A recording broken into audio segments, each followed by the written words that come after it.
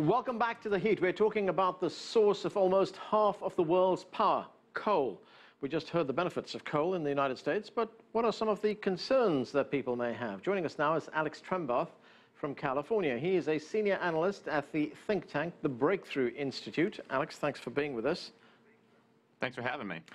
Coal has been a major source of power and energy in the United States for more than 100 years. Why the shift away from coal now?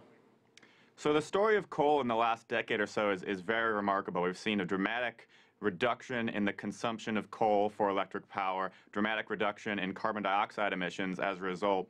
And that's due to a bunch of factors, but the main one, and I think the most illustrative reason that we've seen this reduction in coal is the rise of cheap natural gas in the United States. What kind of impact does coal production and consumption have on the environment? So coal is pretty indisputably the dirtiest, most environmentally destructive, and most damaging from a public health perspective of all energy fuels. You have serious terrestrial pollutant concerns with coal, things like lead, things like mercury and soot coming from the smokestacks of power plants. It's incredibly destructive to landscapes, whether it's mining or mountaintop removal and strip mining, where you have serious pollution of rivers and aquifers.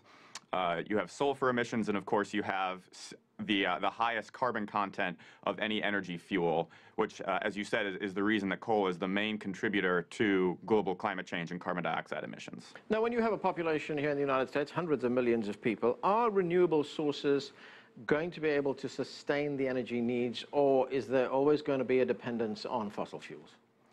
So over the last couple hundred years, we've gone through these processes of energy transitions from wood to from coal to oil and transportation, and now we're going from coal to natural gas in the United States and partially to renewables.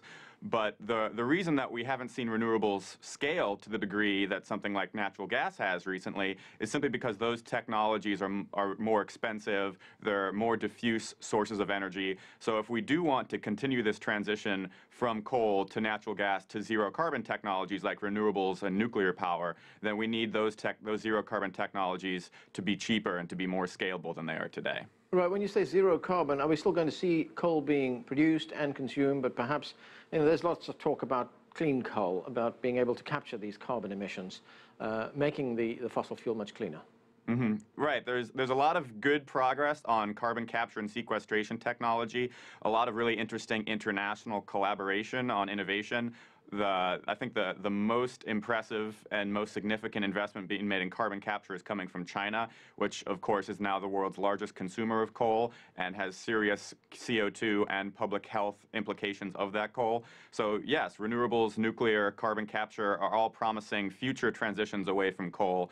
Right now, I think it's pretty clear, I think there's pretty solid agreement that those technologies need substantial improvement so that we can actually transition more substantially towards zero carbon energy. Right. Those who support the continued use of coal will point to the fact that it's a very low-cost source of energy, that it's of benefit to workers, to communities. Mm-hmm. Do they have a point? They absolutely have a point.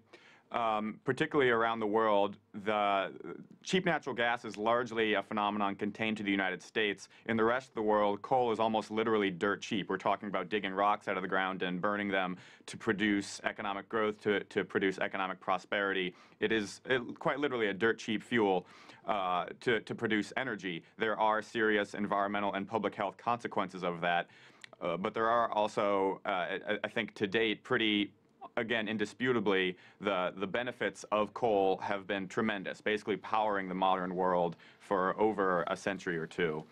So those are very real benefits.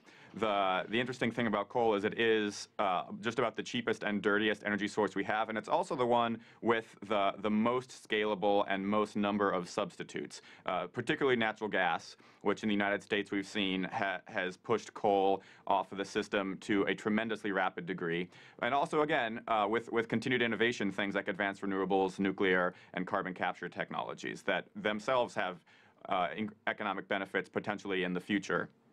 Right, and I guess there's also going to be a political dimension to this. I mean, when we look at the dependence of coal communities on the mining of coal, on the use of coal, there's going to be pushback politically from these communities, isn't there?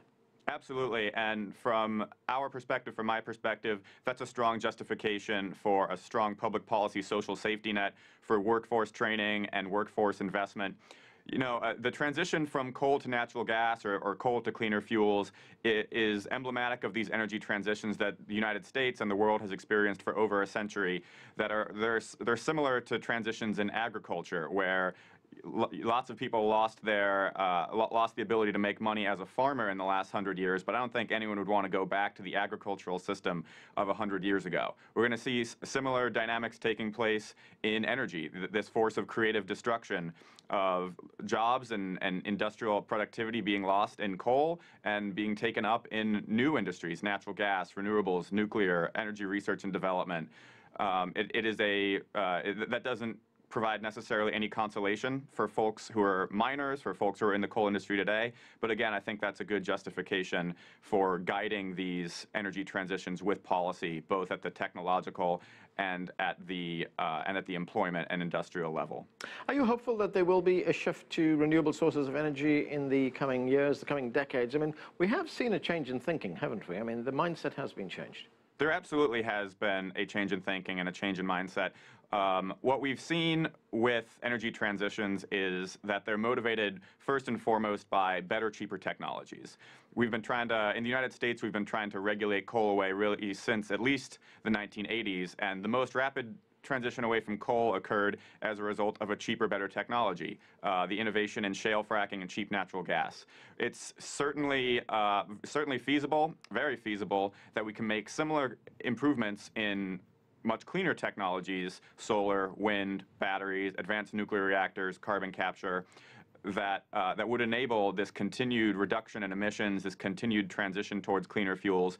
And that's simply going to require the same thing that it took to make natural gas cheap, which is continued energy innovation. Alex Trembath, thanks for joining us, sir.